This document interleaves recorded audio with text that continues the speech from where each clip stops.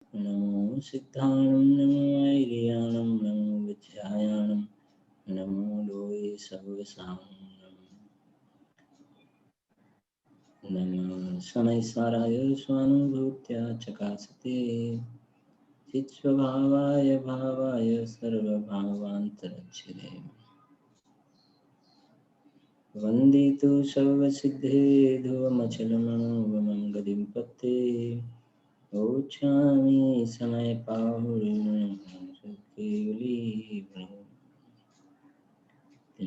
भुवन में सार वीतराग विज्ञानता शिव स्वरूप शिवकार नमः त्रियोग संहार।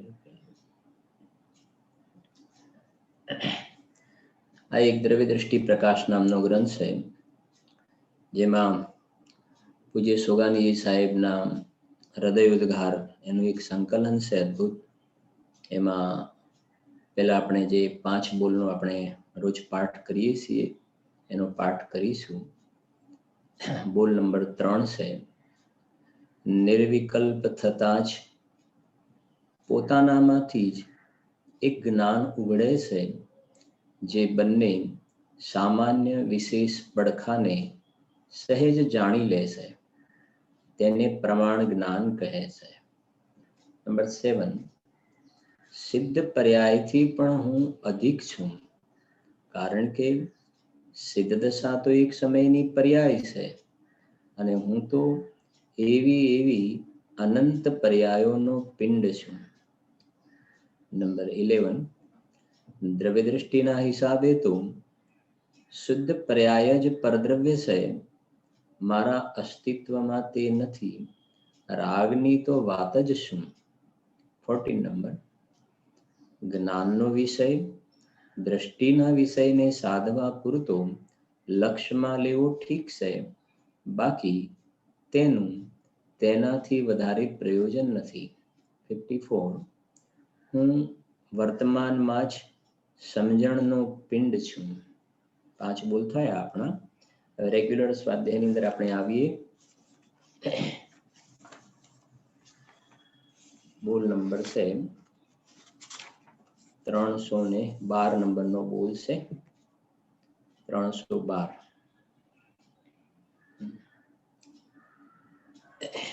પેજ નંબર છે 83. 312 નંબરનો બોલ છે. શું કહે છે જો? પ્રશ્ન છે, મુનિરાજને વસ્ત્ર આદિ નહીં હોવાથી દુઃખ નહીં થતું હોય? આવો ઘણાનો પ્રશ્ન હોઈ શકે. જે જૈનેતર છે, જે અન્ય મત છે, એમને તો આવો પ્રશ્ન હોવો સ્વાભાવિક છે કે મુનિરાજને વસ્ત્ર આદિ નહીં હોવાથી દુઃખ ના લાગે એમને.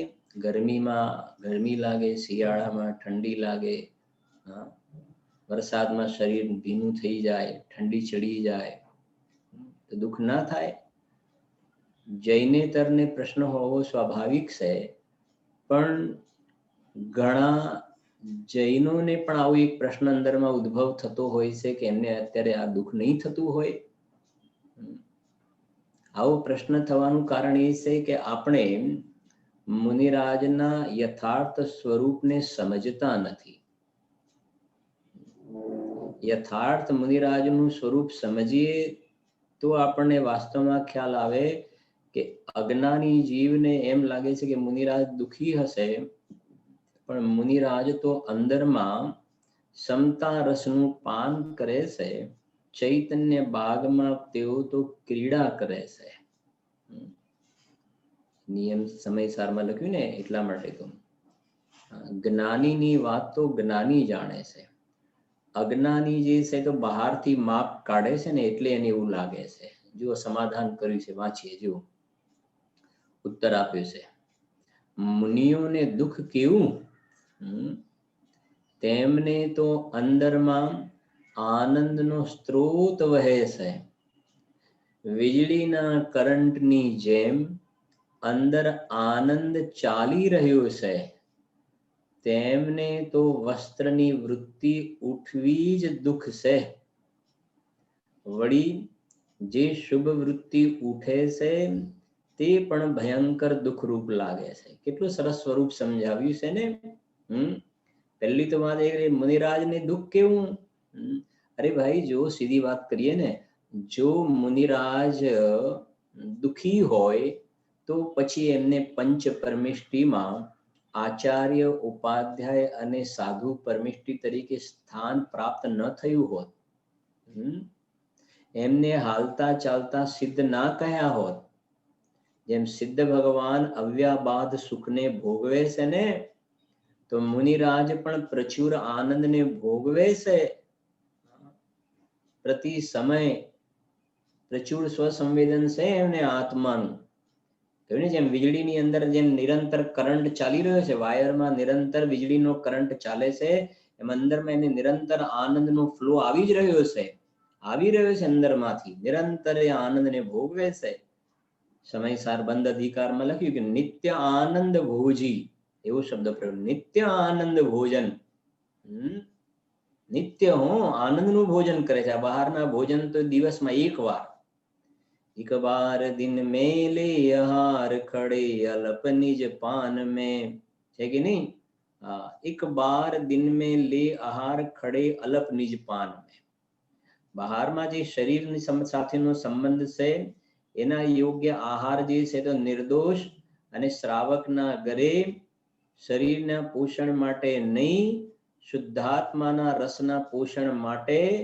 ત્યાં લખ્યું છે 46 દોષ વિના સુકુલ શ્રાવક તને ગર અશન કો લે તપ बढ़ावन हेतु नहीं તન પોષતે તજી રસન કો. આવી છે બહારમાં વૃત્તિ. અને અંદરમાં જોવામાં આવે તો એવો નિરંતર નિત્ય આનંદનું ભોજન કરે છે. આત્મામાં આનંદનું ભોજન નિરંતર ચાલી રહ્યું, રાત હોય કે દિવસ હોય, એમાં ઉપવાસ કે એકાસન નથી હોતું. અને બહારમાં શરીરના આહાર અર્થે જોવામાં આવે ને, તો એમની મર્યાદા વાળી જે વિધિ વિધાન છે એ પ્રમાણે એમની વૃત્તિ જોવામાં આવે છે મુનિરાજની બહારમાં. અંદરમાં આનંદનો સ્ત્રોત ચાલી રહ્યો છે. એટલે લખ્યું છે ને, મુનિરાજને દુઃખ કેવું, એટલે ને દુઃખી હોય તો એમને આ હાલતા ચાલતા સિદ્ધ એમ ન કહેવાય ભાઈ. અને ગુરુદેવ શ્રી ને મુનિરાજ, મુનિ દશા એટલે જાણે કેવલ જ્ઞાનની તળેટી, કેવલ જ્ઞાનની તળેટી. કેટલા ગુણાનુવાદ ગાયા છે ગુરુદેવ શ્રી મુનિરાજના. અમે તો એ દિગંબર સંતોના દાસાનું દાસ છીએ. અમે તો એ કુંદકુંદ આચાર્ય, અમૃતચંદ્ર આચાર્ય દેવ, ધરસેન આચાર્ય દેવ, ભૂતબલી દેવ, પુષ્પદન દેવ, વીરસેન સ્વામી, સમંતભદ્ર આચાર્ય દેવ, જયસેન આચાર્ય દેવ, પદ્મ પ્રભુમલધારી દેવ, પદ્મનંદી દેવ, આ બધા વિતરાગી સંતોના અમે તો દાસાનું દાસ છીએ. કેટલી ભક્તિ છે અંદરમાં. હાલતા ચાલતા સિદ્ધ એમને કહ્યા, હમણાં જાણે કેવલ જ્ઞાન લીધું કે લીધું. એનું નામ છે મુનિ દશા, એટલે કેવલ જ્ઞાનની તળેટી. કેવલ જ્ઞાનની તળેટી. શાસ્ત્રમાં વિધાન પણ છે. ખ્યાલ આવ્યો કે મુનિરાજ નગરમાં આવ્યા છે, દર્શન કરવા માટે ગયા કે ક્યાં ગયા? કીધું મોક્ષમાં પધાર્યા. ગયા ને કેટલામાં ક્યાં ગયા? તો કહે છે કે કેવલ જ્ઞાનને પ્રાપ્ત, નિર્વાણ પદને પ્રાપ્ત થઈ ગયા. દર્શન કરવા ગયા ને એ તો ચાલ્યા ગયા મોક્ષમાં. ખ્યાલ આવે છે? આવી કોઈ અલૌકિક ધન્ય એવી નિર્ગ્રંથ દશા હોય છે. ચક્રવર્તી પણ મુનિરાજના આહારના સમયે પોતાના મહેલના બહાર આંગણે ઉભા રહે છે ને, રાહ જુએ છે કે કોઈ મુનિરાજ મારા આંગણે પધારે. અને એવો યોગ બની જાય તો કહે છે કે મારા ઘરે આજે જાણે કલ્પવૃક્ષ ફળ્યા. કલ્પવૃક્ષ ફળ્યા. એ શેનાથી તુલના કરે છે? એવો યોગ બની જાય તો આપ તો પવિત્રતા ઘણા આગળ છો, આપ તો, હું તો પામર છું. ચક્રવર્તી પોતે પણ જ્ઞાની સમ્યક દ્રષ્ટિ છે. બહારના વૈભવમાં તો ચક્રવર્તીને ઘણું છે, મુનિરાજ પાસે એમાંનું કઈ નથી. પણ અજ્ઞાની જીવ જે છે ને, એ બહારથી સંયોગથી સુખ દુઃખનું માપ કાઢે છે. એને એમ થાય કે આ ભયંકર ગરમી, અને મુનિરાજ ગરમીની સિઝનમાં, મોસમમાં આ નીચે પથ્થરની શિલા તપેલી છે એની પર બેઠા છે, ઉપરથી અગ્નિના ગોળા વરસે છે. પછી ઘણાને બોલવાનો વિવેક ન હોય તેમ બોલ્યા બિચારા મુનિરાજનું શું થતું હશે. મુનિરાજ બિચારા છે કે તું બિચારો છે. આટલી કડકડતી ઠંડી પડે છે, મચ્છર બહુ થઈ ગયા હોય તો મુનિરાજને મચ્છર કરડશે તો મુનિરાજને બહુ ઠંડી લાગશે તો એના અર્થે જો તું કંઈક ઉપાય કરે છે ને તો વાસ્તવમાં જોવામાં આવે તો એક પ્રકારથી તું ઉપસર્ગ કરી રહ્યો છે, તને વિવેક નથી. 22 પ્રકારના પરિસહને સહન કરે છે મુનિરાજ. સહન કરવાનો અર્થ પણ પછી ક્યારેક સમજાવ્યું, સહન કરવાનો અર્થ શું ખ્યાલ આવે છે. તને એમ બિચારા મુનિરાજનું શું થતું હશે, મચ્છર કરડશે તો અરે એમને તો વાઘ સિંહ શરીરને ખાઈ જાય ને તો પણ એ તો કહે છે કે પરમ મિત્રનો પામ્યા જાણે યોગ. તારી પાસે મુનિરાજને ઓળખવાના ચશ્મા નથી, મુનિરાજને સ્વરૂપને ઓળખવાનું તારી પાસે બેરોમીટર થર્મોમીટર નથી, એટલે તને આવા પ્રશ્ન થાય છે કે દુખી તો નહીં હોય ને, દુખી તો નહીં, અરે દુખી નહીં. समता रस पान पिया करते सुख दुख दोनों की घड़ियों में. શું કહે છે, બહુ સુંદર બોલ છે. જો મુનિરાજને દુઃખ કેવું, તેમને તો અંદરમાં આનંદનો સ્ત્રોત વહે છે. અને તારે તો બહારમાં ઇન્દ્રિયોની સામગ્રી છે ને, ભોગ સામગ્રી, છતાં તે અંદરમાં આનંદનો નાથ એવા આત્માને નથી જોયો ને તો તારે તો દુઃખની ધારા ચાલે છે, તું તો દુઃખી છે. બહારમાં બધું વેલ ફર્નિશ છે છતાં તું દુઃખી છે. અને મુનિરાજ જંગલમાં છે છતાં મંગલમય એવા આત્માની ઓળખાણ કરીને એમાં રચ્યા પચ્યા રહે છે ને તો આનંદને ભોગવે છે. વીજળીના કરંટની જેમ અંદર અંદર આનંદ ચાલી રહ્યો છે. કરંટ લાગવા વાળી વાત અલગ છે, આ તો વીજળીનો કરંટ ચાલી રહ્યો છે. કરંટ ચાલી રહ્યો છે. જેમ આપણા ઘરમાં લાઈટ હોય ને, લાઈટ ચાલુ છે, પ્રકાશ આપે છે, મતલબ વીજળીનો કરંટ ત્યાં શું છે, વીજળીનો કરંટ ચાલુ છે એટલે પ્રકાશ દેખાય છે. વીજળીનો કરંટ અંદર ચાલુ છે એટલે ઘરમાં પ્રકાશ પ્રકાશ દેખાય છે. એમ એમ મુનિરાજને અંદરમાં પરિણતિ અભેદ થઈ છે ને, તો એ કહે છે કે અતિન્દ્રિય આનંદનો કરંટ ચાલુ છે એટલે પ્રતિ સમયે પ્રચુર આનંદને ભોગવે છે, પ્રતિ સમય પ્રચુર આનંદને ભોગવે છે. પર્યાય અભેદ થઈ છે કથનચિત દ્રવ્ય સાથે, એટલે એ કહે છે ધારા નિરંતર ચાલુ છે એમને. તો જો વીજળીના કરંટની જેમ અંદર આનંદ ચાલી રહ્યો છે, તેમને તો વસ્ત્રની વૃત્તિ ઉઠવી જ દુઃખ છે. વળી જે શુભ વૃત્તિ ઉઠે છે તે પણ ભયંકર દુઃખરૂપ લાગે છે. ગુરુદેવના એક પ્રવચનમાં બહુ સરસ વાત આવે છે, સાંભળજો જરાક. વસ્ત્રની વાત આવી ને, ધ્યાનથી સમજવું કે મુનિરાજ જે છે એ ઠંડીની મોસમમાં આત્માની આરાધના કરી રહ્યા છે જંગલમાં, અને એવામાં કોઈક વ્યક્તિ આવીને એમ લાગ્યું કે એમને મુનિરાજને બહુ જ ઠંડી લાગતી હશે તો એમના ઉપર કોઈ વસ્ત્ર ઉઢાડી દીધું મુનિરાજને. સમજો જરાક. નિમિત્ત નૈમિત્તિક સંબંધ અને જ્ઞેય જ્ઞાયક સંબંધની ગુરુદેવે વાત કરી છે. નિમિત્ત નૈમિત્તિક સંબંધ, જ્ઞેય જ્ઞાયક સંબંધ. તો વસ્ત્ર કોઈએ ઉપર નાખ્યું ને અને મુનિરાજનો ઉપયોગ બહાર આવ્યો ને ખ્યાલમાં આવ્યું ને તો સમજો અંદરમાં એમને વસ્ત્ર પહેરવાનો રાગ નથી, પણ એમની જ્ઞાનની સ્વચ્છતામાં આ વસ્ત્ર સંબંધનું જ્ઞાન થયું તો એની સાથે એમને જ્ઞેય જ્ઞાયક સંબંધ છે. કયો? જ્ઞેય જ્ઞાયક સંબંધ છે. એમને જ્ઞાન ઉગડ્યું છે, એમને સમ્યક જ્ઞાન ઉગડ્યું છે અને એમના જ્ઞાનનું આ જ્ઞેય બની ગયું કે હા આ પ્રકારની સ્થિતિ છે. એના પ્રત્યે રાગ નથી, વસ્ત્ર પ્રત્યે રાગ નથી, વસ્ત્ર પ્રત્યે. હવે સમજો, જે અજ્ઞાની જીવની વાત કરીએ, અજ્ઞાની જીવની મુખ્ય રૂપથી એની વાત કરીએ આપણે, તો અજ્ઞાની જીવ જે વસ્ત્ર પહેરે છે ને, ત્યાંથી લઈએ આપણે. અજ્ઞાની મિથ્યા દ્રષ્ટિ જીવ વસ્ત્ર પહેરે છે તો આ વસ્ત્ર પહેર્યું ને તો અંદર વસ્ત્ર પહેરવાનો રાગ છે, રાગ છે. બરાબર સમજો. તો આ વસ્ત્ર જે છે એ આ શરીર ઉપર જોવામાં આવે છે નૈમિત્તિક. આ થઈ ગઈ નૈમિત્તિક અવસ્થા. અને આ જે શરીર ઉપર વસ્ત્ર દેખાય છે નૈમિત્તિક, એમાં નિમિત્ત કોણ? એમાં નિમિત્ત કોણ? કે મને વસ્ત્ર પહેરવાનો રાગ. વસ્ત્ર પહેરવાનો રાગ, તો એ નિમિત્ત નૈમિત્તિક સંબંધ થઈ ગયું, નિમિત્ત નૈમિત્તિક સંબંધ. ચોથા ગુણસ્થાનની અંદર પણ સમ્યક દ્રષ્ટિ જીવને પણ વસ્ત્ર પહેરવાનો રાગ છે. પંચમ ગુણસ્થાન વાળાને પણ વસ્ત્ર પહેરવાનો રાગ છે. તો એ નિમિત્ત નૈમિત્તિક સંબંધ આવશે. જ્ઞેય નાયક પણ છે, નિમિત્ત નૈમિત્તિક સંબંધ પણ છે. જ્યારે મુનિરાજને એ દશામાં આગળ નીકળી ગયા ને, હવે એમને શરીર ઉપર વસ્ત્ર જોવામાં આવે ને, તો એની સાથે એમને નિમિત્ત નૈમિત્તિક સંબંધ નથી, કેમ કે એમને વસ્ત્ર પહેરવાનો રાગ નથી. કોઈકે આવીને એમને ઓઢાડી દીધું છે, એમને તો ઉપસર્ગ થઈ ગયો. સમજાય છે કે નહીં? એમને માટે તો ઉપસર્ગ થઈ ગયો. હા, તો નિમિત્ત નૈમિત્તિક સંબંધ નથી, ત્યાં જ્ઞેય નાયક સંબંધ છે. ગુરુદેવ સ્પષ્ટ કરી છે વાતો આ બધી સરસ. રાગ જ નથી ને એ જાતિનો, શરીર પ્રત્યેનો એવો રાગ નથી. ઘણો રાગ ઓગળી ગયો છે, એટલે કહે છે જો વળી તેમને તો વસ્ત્રની વૃત્તિ ઉઠવી જ દુઃખરૂપ છે. વળી જે શુભ વૃત્તિ ઉઠે છે તે પણ ભયંકર દુઃખરૂપ લાગે છે. લો, શુભ વૃત્તિ ઉઠે છે.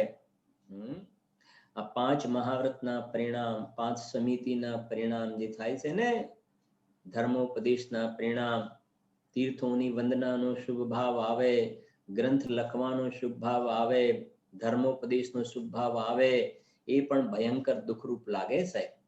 એટલે તો કઈ યોગસારમાં એને પણ પાપ જાણે છે, કેમ કે અંદરમાંથી બહાર આવ્યા ને, સ્વરૂપમાંથી પતિત થયા.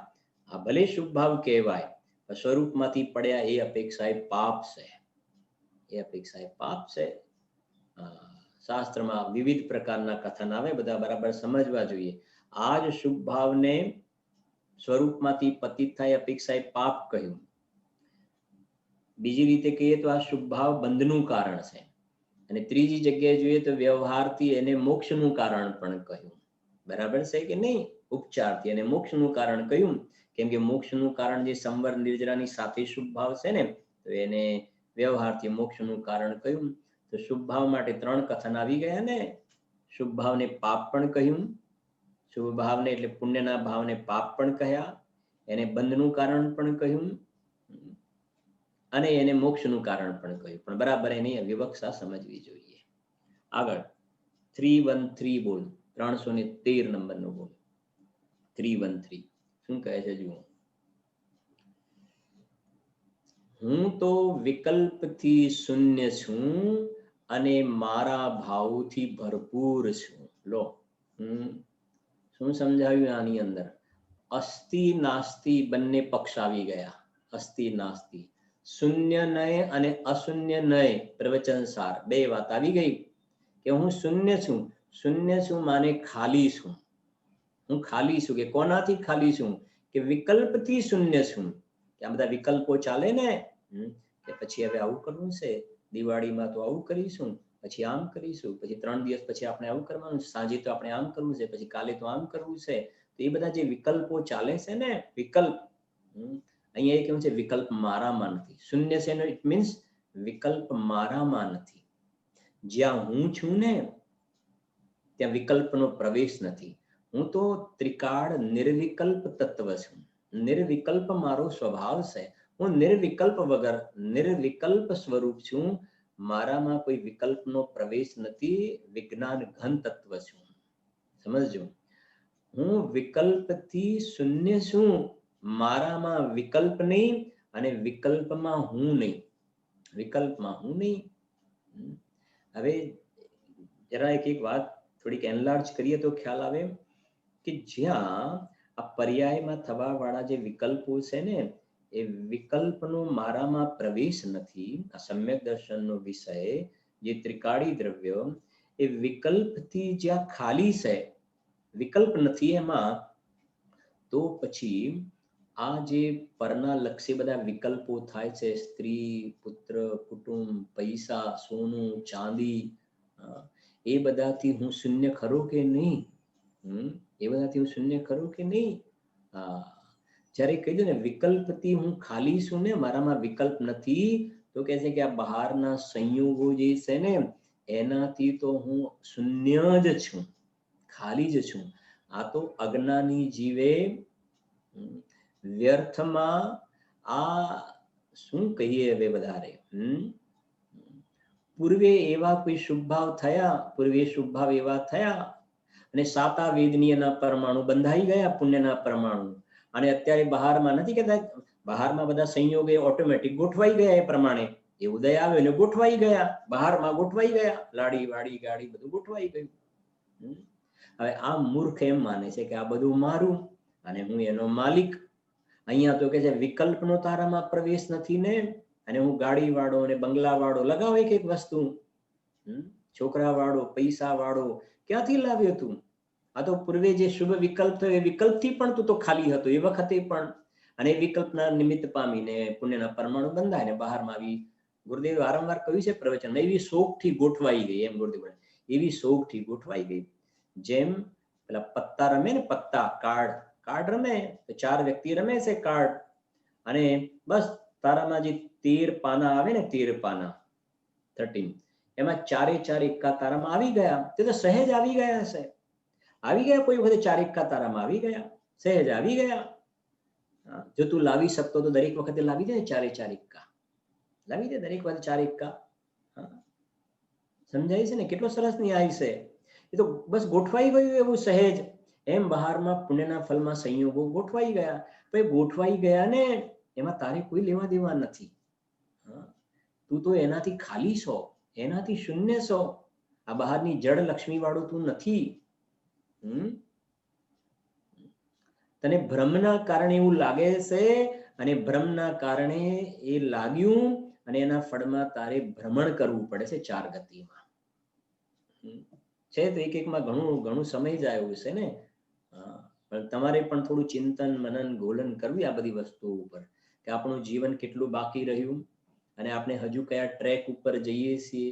અંદરમાં સમેટાવાનો ભાવ થાય છે, નિવૃત્તિનો ભાવ થાય છે, કે હજુ બહારમાં પ્રવૃત્તિનો ભાવ થાય છે. બહારમાં હજુ પ્રસરવું છે કે અંદરમાં સમેટાવું છે. જાતે નિર્ણય તો કરવો પડશે ને, પોતે જ પોતાના આત્માને પ્રિપેર્ડ કરવું પડશે ભાઈ. તમારે શું કહે છે પેલું પોસ્ટ પ્રીપેડ ને શું કહેવાય છે ને કંઈક, પ્રીપેડ ને પોસ્ટ પેડ. તો પ્રીપેડ પહેલાથી તૈયાર થઈ જાઓ ને, પહેલેથી તૈયાર થઈ જાઓ અત્યારથી જ. જો બહુ સરસ છે કે બોલ. હજુ આગળ કહે છે, આ તો નેગેટિવ વાળી વાત કરી આપણે. હું તો વિકલ્પથી શૂન્ય છું, આ બધાથી તો ખાલી છું, અને મારા ભાવોથી ભરપૂર છું. લો સમજાય છે કે નહીં? અને મારા ભાવોથી ભરપૂર છું. મારા ભાવ એટલે અંદરમાં દેખવાનો, જાણવાનો, શ્રદ્ધવાનો, રમવાનો, આનંદ, સુખ, પ્રભુત્વ, વિભુત્વ, એ બધા જે મારા ભાવો છે ને, એ બધા મારા ભાવોથી ભરિતાવસ્થાને ભરપૂર ભરેલો છે. બહારની આ પુદગલની લક્ષ્મી કહેવાય, જડ લક્ષ્મી કહેવાય, એનાથી હું શૂન્ય છું, એનાથી ખાલી છું. અને અંદરમાં ચૈતન્ય લક્ષ્મીથી ભરપૂર ભરેલો છું. ચૈતન્ય લક્ષ્મીથી ભરપૂર ભરેલો છું, ચૈતન્ય વૈભવથી ભરેલો છું. છે ને એટલા માટે मैं भूल स्वयं निज वैभव को पर ममता में अटकाया हूं. मैं भूल स्वयं निज वैभव को, મારા વૈભવને હું જાતે જ ભૂલ્યો છું. અને શું થયું? પર મમતા મેં અટકાયા, અને એનાથી તું શૂન્ય છો. દ્રષ્ટાંત પણ છે એને આપણે જતા નથી એમાં હમણાં. શૂન્ય નહીં અને અશૂન્ય નહીં પ્રવચન સારમાં વાંચજો તમે. એ કહે છે જો, હું તો વિકલ્પથી શૂન્ય છું, અને મારા ભાવોથી ભરપૂર શબ્દ છે ને, મારા ભાવોથી ભરપૂર ભરેલો છું. આવે છે ને એ પંક્તિ. ભગવાન આત્મા આનંદ ભંડાર, ચેતન ઉસ પર દ્રષ્ટિ કર. આ આનંદનો ભંડાર છે. શાંતિનો ભંડાર છે, સુખનો ભંડાર છે, અને આ ભરપૂર ભરેલો છું એ બતાવવા માટે સમયસાર પરિશિષ્ટમાં અમરચંદ્ર આચાર્ય દેવે એક આછી ઝલક આપી કે મારામાં કેવો વૈભવ છે. તો એમને 47 47 શક્તિઓ દ્વારા આત્માના વૈભવની એક થોડીક ઝલક બતાવી, થોડીક નાની ઝલક બતાવીને બાકી કહે છે કે અંદરમાં જ્યારે અનુભવ થાય આત્માના અનંત ગુણોનો જે રસાસ્વાદ આવે, કઈ 47 નો રસાસ્વાદ ન આવે. અનુભવ થાય ત્યારે 47 નો રસાસ્વાદ ના આવે, એ વખતે અનંત ગુણોનો મળેલો બધાનો ભેગો રસાસ્વાદ આવે છે. અને એ આનંદ એવો આવે છે કે કહી શક્યા નહીં તે પણ શ્રી ભગવાન જો. છે આવું ભાઈ. થોડું લખ્યું જાજુ સમજજો. આ તો 47 કયા, બાકી તો અનંત ધર્માત્મક વસ્તુ છે આ. જીવ 314 હવે 314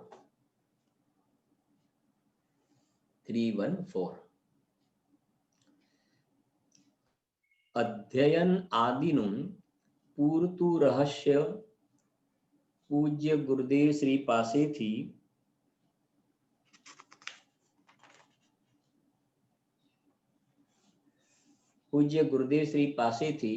નેક્સ્ટ પેજ. અધ્યયન આદિનું પૂરતું રહસ્ય પૂજ્ય ગુરુદેવ શ્રી પાસેથી અમને તો મળી ગયું છે. શું કહ્યું? અમને તો મળી ગયું છે. અને અધ્યયનનું પૂરું રહસ્ય અમને તો મળી ગયું છે. હવે આગળ શું કહેવું છે જુઓ. અમને તો મળી ગયું છે. ક્રમબદ્ધ પર્યાય ક્યાં લખ્યું છે? એની અમારે શું દરકાર છે? વાહ, સિદ્ધાંત બેસી ગયો અને અનુભવમાં આવી ગયો, પછી શું કામ? એ રીતે મહારાજ સાહેબની બધી વાતો અમને તો તૈયાર મળી ગઈ છે. જેવી રીતે પિતાની કમાયેલી મૂડી વારસામાં વગર પ્રયત્ને મળી જાય. કેટલો સરસ બોલ લખ્યો છે આ. એમને પહેલી વાત ક્યાંથી ઉપાડી કે અમને અધ્યયન કરવાની જે વાત લખી ને, અધ્યયન આદિનું પૂરતું રહસ્ય પૂજ્ય ગુરુદેવ શ્રી પાસેથી અમને મળ્યું છે. આ મુદ્દાની વાત આ છે. અધ્યયન જે કરીએ છીએ ને, સ્વાધ્યાય કરીએ છીએ, એનું રહસ્ય શું છે? શેના માટે? વાય શું ગોલ શું છે? પ્રયોજન શું છે? અધ્યયન કરવાનો ટાર્ગેટ શું છે? શા માટે અધ્યયન કરીએ છીએ? શા માટે સ્વાધ્યાય કરીએ છીએ? એનું રહસ્ય અમને મળી ગયું છે. પરમ રહસ્ય પ્રભુ આત્મ જ્ઞાન નિધાન જો. એમને રહસ્ય પ્રાપ્ત, જેમ છે ને ટોડરમલજી છે રહસ્યપૂર્ણ ચિઠ્ઠી. રહસ્ય કેવું લખે છે? રહસ્યપૂર્ણ ચિઠ્ઠી. એ ચિઠ્ઠીમાં રહસ્ય છે. ટોડરમલજીએ ત્યાં રહસ્ય બતાવ્યું. એમ પૂજ્ય ગુરુદેવ શ્રીએ આ સ્વાધ્યાયનું રહસ્ય અમને બતાવ્યું છે. બસ કે સ્વાધ્યાય કરવાનું રહસ્ય એ છે કે અંદરમાં બસ પરથી ખસ, સ્વમાં વસ, આવશે અતિન્દ્રિય આનંદનો રસ. રાગ અને જ્ઞાન જુદા છે, આવશ્યક 6 નહીં 1 છે. બસ અંદરમાં તું ચૈતન્ય જે પોતાનું સ્વરૂપ છે જ્ઞાનાનંદ, એની સામે દ્રષ્ટિ કર. બસ આ પ્રયોજન છે. અમને રહસ્ય ખ્યાલ આવી ગયો છે. હવે પછી બીજી વાત, ક્રમબદ્ધ પર્યાય ક્યાં લખ્યું છે? એની અમારે શું દરકાર છે? જુઓ તો ખરા, ત્યાંથી કેવી સરસ વાત લખી છે. ક્રમબદ્ધ પર્યાય ક્યાં લખ્યું છે? એની અમારે શું દરકાર છે? કેમ કે પૂજ્ય ગુરુદેવ શ્રી દ્વારા આ ક્રમબદ્ધ પર્યાયની વાત આવી ને, બહુ સમજજો, સરસ વિષય છે. ક્રમબદ્ધ પર્યાયની વાત જ્યારે બહાર આવી તો જેને ન બેસીને એવા કેટલાય વિદ્વાનો પણ થયા. કે શાસ્ત્રના પાઠી તો હતા, ભણેલા હતા, પણ આ ક્રમબદ્ધની વાત ન બેઠી. પર્યાય ક્રમબદ્ધ થાય છે તો અંદરમાં પરિણામ વિરોધ ના થયા ને, તો પછી એમને પ્રશ્ન કર્યો કે ક્રમબદ્ધ પર્યાય શાસ્ત્રમાં તો ક્યાંય લખ્યું નથી. ક્યાં લખ્યું છે? જો હવે સમજો. એક આત્માર્થી જીવ અને એક જે છે એ માત્ર શાસ્ત્ર પાઠી જીવ છે, ખાલી શાસ્ત્ર પાઠી. હા, એક આત્માનો અર્થી છે, મારે આત્મા પ્રાપ્ત કરવો છે. અને એક શાસ્ત્ર પાઠી માને શાસ્ત્રમાં ક્યાં શું લખ્યું છે, શાસ્ત્રાર્થ, હા, શાસ્ત્રના અર્થમાં એટલે નિષ્ણાત થવું છે. તો એની દ્રષ્ટિ ત્યાં છે. તો એ પ્રશ્ન ચાલે ને, બે ક્રમબદ્ધ ક્યાં લખ્યું છે, ક્રમબદ્ધ ક્યાં લખ્યું છે. ત્યારે ગુરુદેવશ્રીએ બતાવ્યું કે ભાઈ 308 થી 11 ની ગાથામાં આપણે જતા નથી એ બધામાં, ત્યાં ક્રમ નિયમિત શબ્દ લખેલો છે. તો પાછું જેને નથી કે આપણે કજિયાખોર છોકરો હોય, બધે કજિયો જ કરે, લાડવો પહેલા આપે તો એક કજિયો, છેલ્લો આપો તો એક ઝઘડો કરે, કજિયો કરે, નાનો આપે તો એક કજિયો, મોટો આપે તો એક કજિયો, કેમ કે મૂળ એને કજિયો કરવું છે, લડવું છે.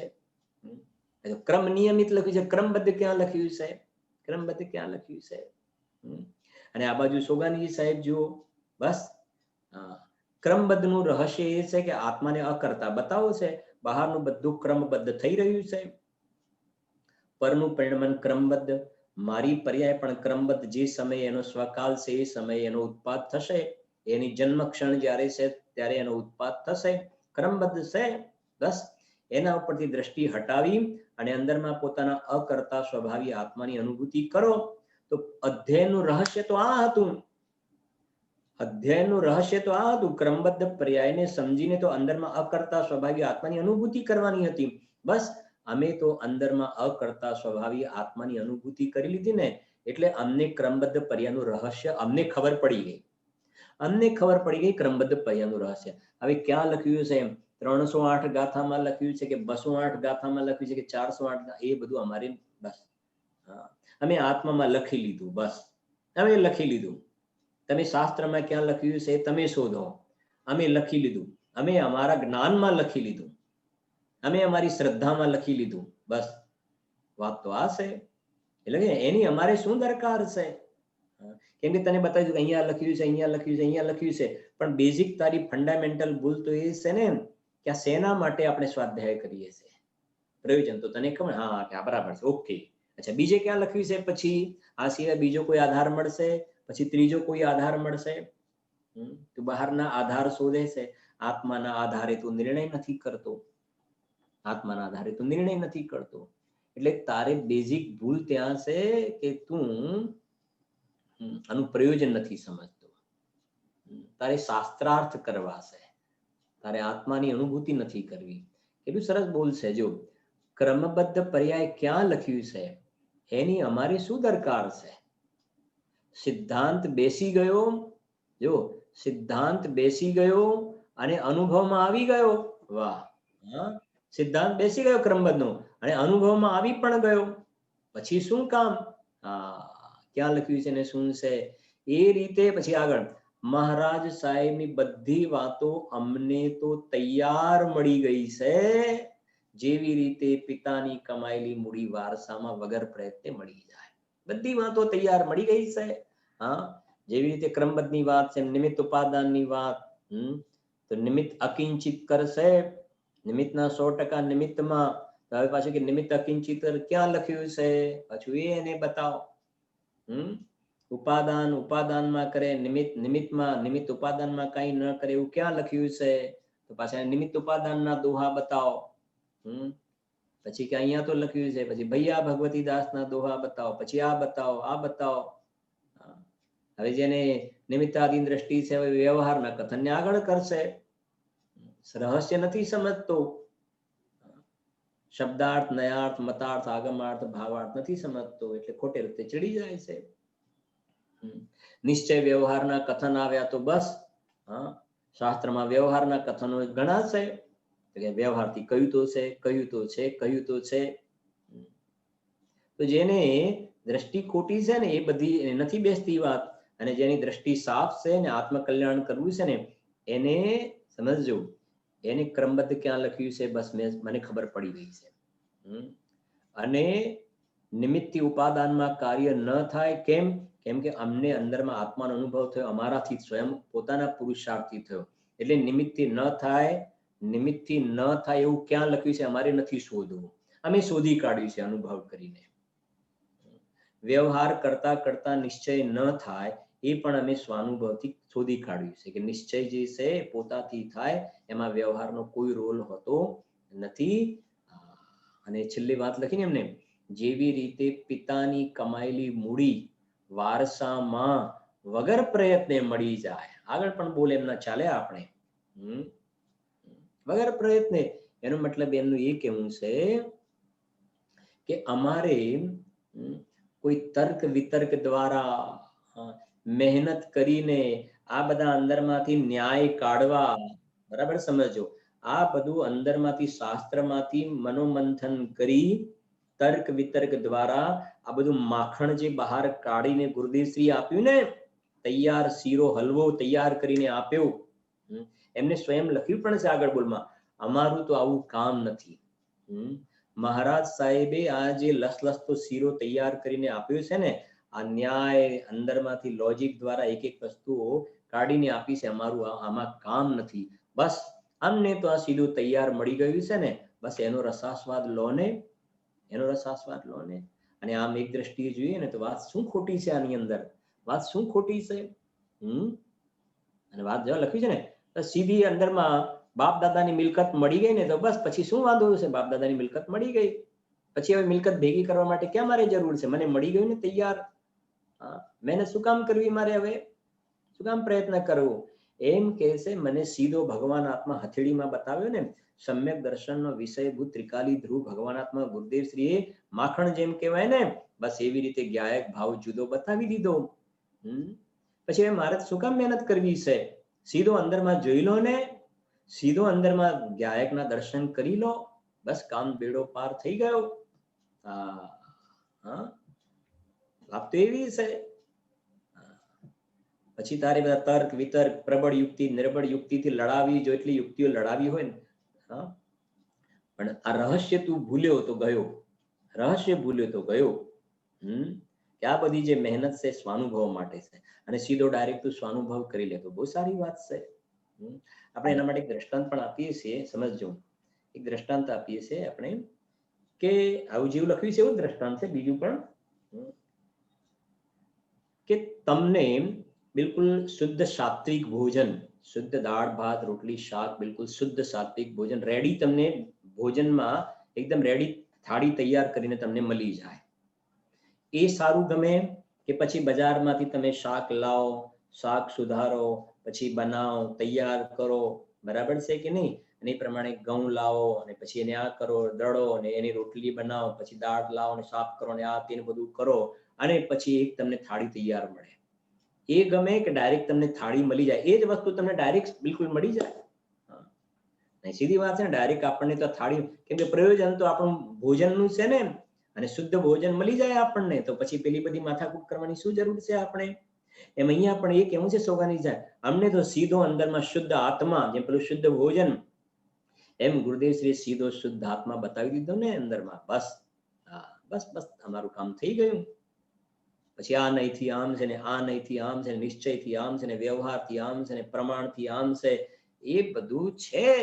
પણ એ બધામાં સરવાળે આ વસ્તુ છે, અને આ વસ્તુ તને સીધી મળી ગઈ તો બસ જે જે વસ્તુ સાધક હે તેવું તહા બાધક હે છે. આમ ભાઈ 315 આગળ જુઓ, પ્રશ્ન છે, જ્ઞાનીને શું કહે છે? જો જ્ઞાનીને વિષયોમાં આસક્તિ નથી તેનો મતલબ શું? શું કહે છે અહીંયા? જુઓ પ્રશ્ન ખ્યાલ આવે છે ને? જ્ઞાની છે, જ્ઞાની એટલે શું? સમ્યક દ્રષ્ટિ. હો, આ સમજો, જ્ઞાની એટલે સમ્યક દ્રષ્ટિ. શાસ્ત્રનું જેને વધારે જ્ઞાન હોય જ્ઞાની, એવો અર્થ નહીં. આ એ ગુરુદેવે સમજાવ્યું આપણને.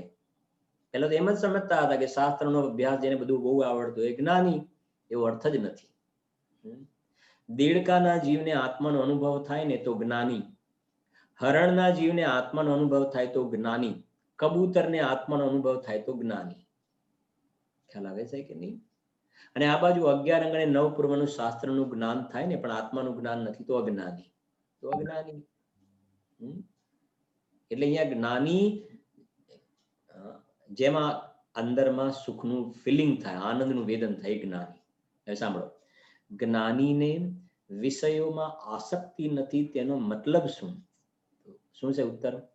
અન્ય મતવાળા તો તેને બીજી રીતે કહે છે, પરંતુ તેમ નથી. યથાર્થમાં તો જ્ઞાનીને પોતાના ત્રિકાળી સ્વભાવમાં એવી આસક્તિ થઈ ગઈ છે કે બીજા કોઈ પદાર્થમાં આસક્તિ થતી જ નથી. એટલા સ્વભાવમાં તીવ્ર આસક્ત છે અંદરમાં. તો પહેલી વાત ક્યાંથી ઉઠાવી કે અન્ય મતવાળા તો તેને બીજી રીતે કહે છે, પરંતુ તેમ નથી. શું કહેવું છે અહીં આગળ કે જ્ઞાનીને વિષયોમાં આસક્તિ નથી, એટલે ત્યાં તો એમ કહે કે બહારમાં વિષયોમાં આસક્તિ નથી, એટલે એને સ્ત્રી, પુત્ર, કુટુંબ, પરિવાર બહારમાં છોડ્યા છે અને બહારની રીતે સાધના કરે છે. તો એ તો એને સ્વર્ગાદિની પ્રાપ્તિ માટે એનું પ્રયોજન એ છે કે મને સ્વર્ગાદિની પ્રાપ્તિ થાય. કોઈ અંદરમાં નિર્વાણ સુખની પ્રાપ્તિ થાય કે આત્મોપલબ્ધિ થાય એની સાથે કોઈ પ્રયોજન નથી ત્યાં આગળ. એ તો એ બહારમાં છોડે છે, તો સામે બીજી કોઈ વસ્તુ બહારમાં પદાર્થોને મેળવવાની લાલસા ત્યાં રહેલી છે, એટલે ત્યાં છોડ્યું છે. અને બીજા શબ્દોમાં કહીએ તો એ જે ઉદાસીનતા જોવામાં આવે છે, સાચી ઉદાસીનતા નથી ત્યાં. એ બધા વિષયોથી છૂટ્યો છે, તો સાચી ઉદાસીનતા નથી. ટોડરમલજી સાહેબના શબ્દોમાં કહે તો દ્વેષ રૂપ ઉદાસીનતા છે. ટોડરમલજી મોક્ષ તત્વના ભૂલમાં લખી પણ છે આ વાત. એને નરકનો ભય છે. એ વિષયોમાં કેમ નથી વિષયોની અંદર જંપાપાત કેમ નથી કરતો? કેમ કે આ વિષયોમાં અમે જંપાપાત કરીશું, એમાં રચ્યા પચ્યા રહીશું ને તો અમે નરકમાં જઈશું, અને નરકમાં બહુ દુઃખ ભોગવવા પડશે. અને આવી રીતે અમે રહીશું, બ્રહ્મચર્યથી રહીશું અને આ પ્રમાણે સદાચારમય જીવન જીવશું ને તો અમે સ્વર્ગમાં જઈશું, અને સ્વર્ગની અંદર બધી કોઈ જાતની અમને તકલીફ નહીં પડે. તો એની જે આસક્તિ છૂટી છે ને, એનો તો આધાર બિલકુલ ખોટો આધાર છે. રોંગ ટ્રેક ઉપર છે. જે અહીંયા સમ્યક દ્રષ્ટિ જીવને જે આસક્તિ છૂટી છે ને, એને તો વાસ્તવમાં અંદરમાં પોતાનો અચિંત્ય શક્તિનો ધારક દેવાદિ દેવ શુદ્ધાત્માની પ્રાપ્તિ થઈ છે, કે જ્યાં સુખના મહાનિધાન ભરેલા છે. પ્રતિ સમય એમાંથી અનંત સુખ આવે ને એવું તત્વ એમને ઉપલબ્ધ થયું છે. એટલે લગે તું રૂચતા જગતની રુચિ આડ છે સૌ, સીધી વાત આ છે.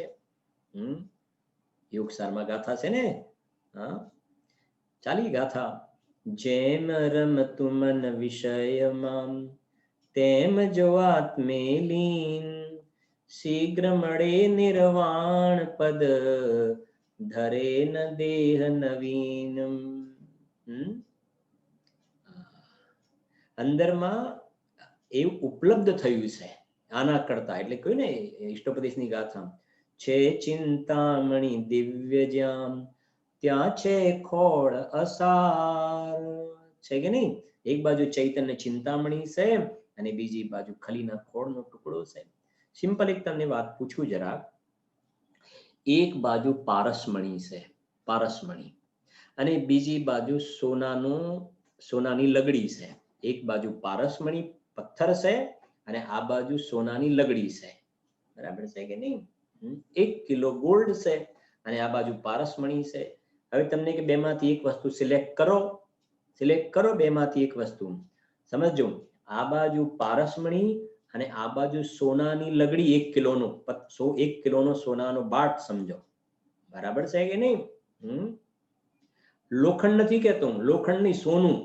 અને આ બાજુ પારસમણી ને સોનું. લોખંડ તો છોડો, બેમાંથી શું સિલેક્ટ કરીશું? હવે જેના હાથમાં પારસમણી આવ્યું ને, પારસમણી, એને આ સોનાની કઈ વેલ્યુ નથી. હવે 1 કિલો ગોલ્ડની કોઈ વેલ્યુ નથી, મારી પાસે પારસમણી છે. બસ એવી રીતે જેમને આ ચૈતન્ય ચિંતામણી, ચૈતન્ય પારસમણીની જેમને પ્રાપ્તિ થઈ છે ને, એવા જ્ઞાની પુરુષને અંદરમાં એવો આનંદ વેદાય છે. વધારે શું કહીએ કે જે આપણે રોજ બોલીએ છે ને, એમાં એક બોલ છે ને, આ સિદ્ધ પર્યાય જે છે ને, એ તો એક સમયની દશા છે. એ તો એક સમયની દશા છે. અને હું તો એવી અનંત પર્યાયોનો હું તો પિંડ છું. આવું જેને તત્વ હાથમાં આવ્યું ને, આવું કે જેમાંથી સિદ્ધ પર્યાય અનંત કાળ સુધી નીકળ્યા કરે, એ જીવને સિદ્ધ પર્યાય પણ આ શુદ્ધાત્માની સામે આ સિદ્ધ પર્યાય પણ તુચ્છ લાગે છે.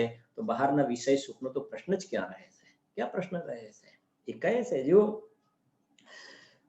પોતાના યથાર્થમાં તો જ્ઞાનીને પોતાના ત્રિકાળી સ્વભાવમાં એવી આસક્તિ થઈ ગઈ છે કે બીજા કોઈ પદાર્થમાં આસક્તિ થતી જ નથી, એટલા સ્વભાવમાં અંદરમાં ડૂબી ગયા છે. એ પ્રમાણે છે વિશેષ ચર્ચા કરી છે.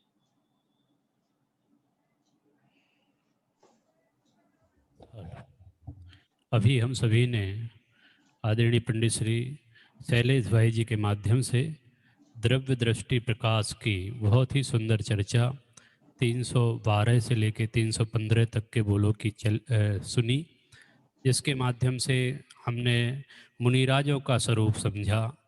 मुनिराजों के पास वस्त्र नहीं होते हैं तो अन्य लोग ऐसा समझते हैं कि बहुत दुखी होंगे, कैसे ठंडी, उनको ठंडी का एहसास होता होगा, गर्मी का, तो वो दुखी होते होंगे ऐसा अन्य लोग समझते हैं।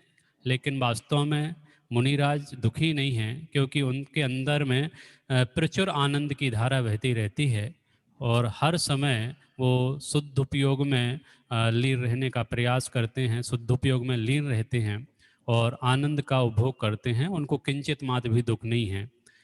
और मैं तो विकल्प से शून्य हूँ, मेरे भावों में भरपूर, मैं अपने भावों से भरपूर हूँ, ऐसा जो समझो सोचता है, ऐसा जो विचार करता है, तो पूज्य गुरुदेव श्री ने कहा कि उसको कोई आवश्यकता नहीं अन्य विकल्पों की, क्रमबद्ध पर्याय कहाँ है, क्या है, अन्य सिद्धांतों की कोई आवश्यकता नहीं। जो अनुभव निर्विकल्प का जो कर लेता है, उसको विकल्पों से कोई दरकार नहीं होती है। और अंतिम जो बोल, ज्ञानियों को विषयों में आसक्ति नहीं होती है।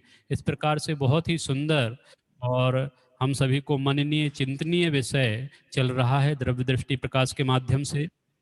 जो 5 बोल आदरणीय पंडित जी साहब हम सभी को बता रहे हैं, इसका हिंदी वर्जन भी आप देख सकते हैं। आप चाहो तो इसकी स्क्रीनशॉट आप ले सकते हो। और 5 बोलों को आपको 30 तारीख तक अवश्य सुनाना है। और सुनाने के लिए संपर्क सूत्र लिखा हुआ है, मेरा नंबर है और सचिन जी का नंबर है। यदि आपको याद हो जाएं तो आप वीडियो क्लिप नंबर पे भेज सकते हैं, इस नंबर पे। और यदि वीडियो क्लिप नहीं बनाना चाहते हो तो आप सिर्फ व्हाट्सएप पे 5 बोल लिख के भेजिए। रिटर्न में भेजेंगे, आप अपना नाम लिखेंगे और मोबाइल नंबर लिखेंगे, तो हम आपका समझ लेंगे कि आपने स्मरण कर लिया है और इसलिए आपने हमको ये 5 बोल लिखित रूप से भेजे हैं। तो आपसे निवेदन है। और एक वीडियो आदरणीय पंडित साहब की सिस्टर का आया हुआ है, मैं आपको शेयर कर रहा हूँ, 1 सेकंड।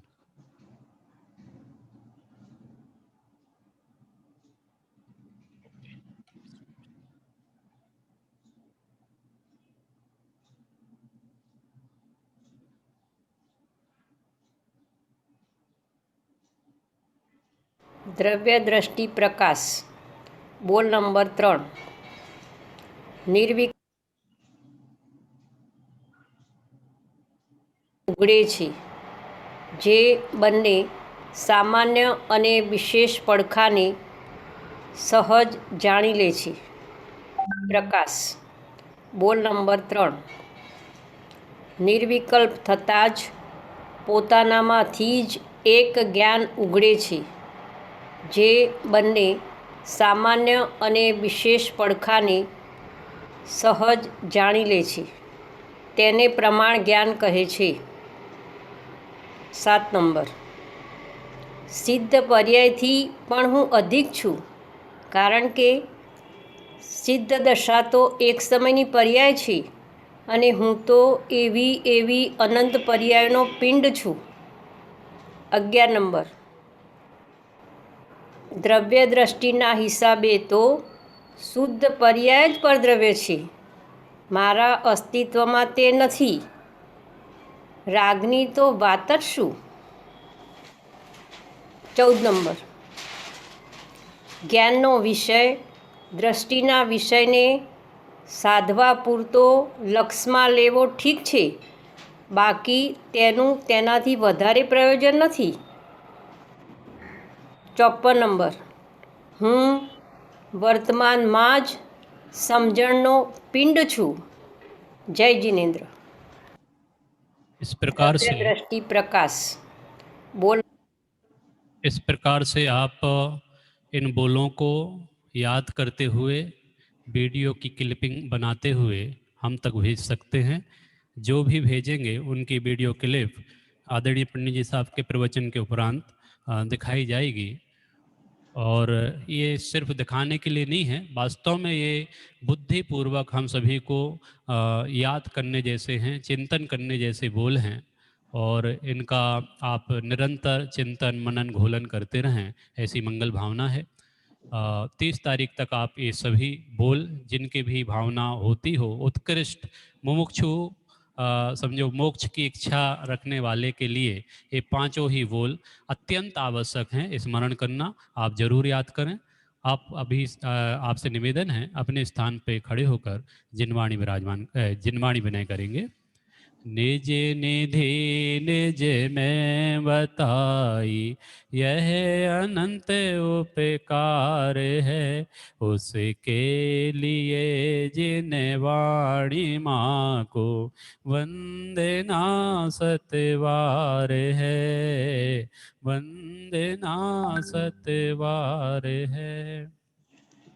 नमो वरंताणम, नमो सिद्धाणम, नमो ऐरियाणम, नमो वज्जायाणम, नमो लोये सव्यसाहुणम, नमो रहंताणम, नमो सिद्धाणम, नमो ऐरियाणम, नमो वज्जायाणम, नमो लोये सव्यसाहुणम, नमो रहंताणम, नमो सिद्धाणम, नमो ऐरियाणम, नमो वज्जायाणम, नमो लोये सव्यसाहुणम, नमो रहंताणम, नमो सिद्धाणम, नमो ऐरियाणम, नमो वज्जायाणम, नमो लोये सव्यसाहुणम, नमो अरहंताणम, नमो सिद्धाणम, नमो ऐरियाणम, नमो वज्जायाणम, नमो लोये सव्यसाहुणम, नमो अरहंताणम, नमो सिद्धाणम, नमो ऐरियाणम, नमो वज्जायाणम, नमो लोये सव्यसाहुणम, नमो अरहंताणम, नमो सिद्धाणम, नमो ऐरियाणम, नमो वज्जायाणम, नमो लोये सव्यसाहुणम, नमो अरहंताणम, नमो सिद्धाणम,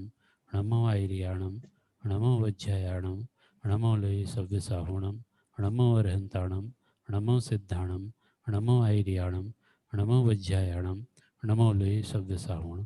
बोलिए द्वादशांग जनवाणी माता की जय.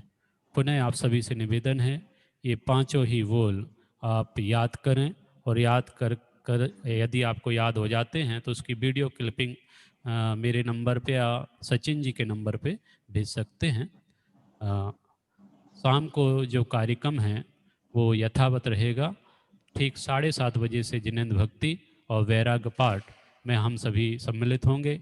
और ठीक 9 से 9:45 तक CYF पर आदरणीय पंडित जी साहब के नाटक समय सार के आधार से प्रवचन स्वाध्याय हो रहा है, उसका भी लाभ आप अवश्य प्राप्त करें, ऐसी मंगल भावना.